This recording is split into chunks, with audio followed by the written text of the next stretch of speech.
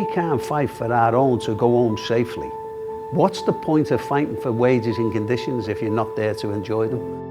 A 54-year-old woman is in hospital tonight with serious injuries after falling up to 10 metres from an industrial vehicle at Port Botany. What we saw with Kim Grunzel was not a near miss, not a potential fatality, not a, oh well, isn't it great that she didn't die. The very real possibility was she was moments away from being killed at work. By sheer good luck rather than good management in the joint, our members and the people on the ground were able to provide instant first response to Kim and get first responders there in the way of ambulance and those services, that Kim survived. Kim, would you like to maybe come up for a second? Just to finish off on the out of the whole story. I woke up to find my mother at the end of the bed going like this, and I'm thinking, what's she looking at me so stupid for? She said, can you hear me? And I'm like, yeah. I'm looking around and I'm kind of figuring out that something's wrong. Then I whispered to her, what's happened? Where am I? And she said, look, she said, you're in St George Hospital. You've had a bit of an accident, no big deal.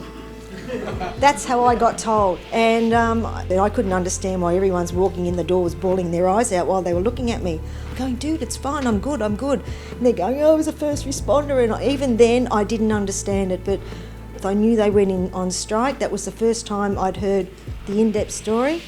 And thank you. It's up to us to identify the problems, and it's up to us to stop work and not work in an unsafe manner. I have moved at the ACTU National Congress, I've moved at the ITF National Congress, I've moved at every state congress of the ALP that we deal with industrial manslaughter, not a measly fine of $67,000. Christopher Casaniti is the 5th person to die on a worksite this year. Each other as the parents of 18-year-old Christopher Casaniti attended the scene after learning of their son's death. We need to change the rules so your family does not have to go through what mine and other families are going through now. Stay safe. I love you forever, Christopher. My angel. Thank you. What we've seen around the country is a bit of a piecemeal approach to who's going to bring in legislation around industrial manslaughter. Christopher! Christopher! Christopher! Christopher! Christopher! Christopher! We need to not only regulate, but we need to legislate that rogue employers that don't abide by the legislation that should be put in jail. Pay millions and millions of dollars in fines.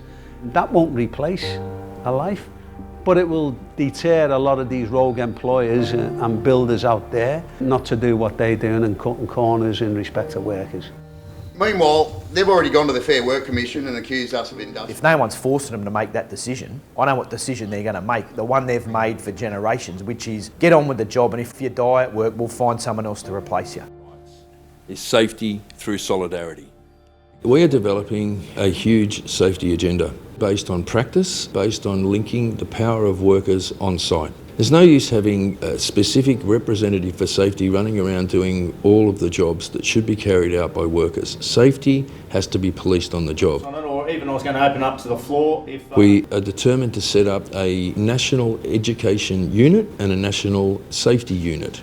And what we want to do is have uniformity of safety across the waterfront and across the shipping industry, the offshore and so on. Safety is not a corporate business. It is definitely union business. GICT, our terminal, is just like killing field for workers. 4 workers died within 18 months without proper investigation. They blocked the union to investigate as well. People have rights to go to work safe and be home safe because somebody's waiting for them at home. We want to have a regional safety committee of Hutchison workers. So we established this committee in November 2018. We won best standard of safety in Hutchison ports around the world. Our own terminals, whether in Australia, New Zealand, Pakistan and Indonesia. I call on the ITF family to support this resolution to make sure that not only do employers go to jail, but they have maximum fines of millions and millions of dollars for the first offence. For the first offence. Every one of you, if you're serious, say this after me. Kill a worker, go to jail. Kill a worker, go to jail.